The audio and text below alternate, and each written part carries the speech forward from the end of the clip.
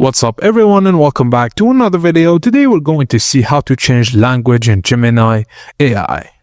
Firstly, open Gemini AI website or app, then click on your profile icon in the top right corner. This may show you your profile picture or an initial. Just from the drop-down menu, click Manage your Google account. This will open the settings from your Google account. In there, select Personal Info on the left sidebar. This section manages personal settings including language preferences. Just scroll down and find Language option and click on Language to view your current language settings. Click on the current language and from the drop-down menu select your desired one. If your language isn't listed, click Add another language and search for it. Refresh the Gemini AI interface to apply your new language settings. All menus and text should now appear in your selected language.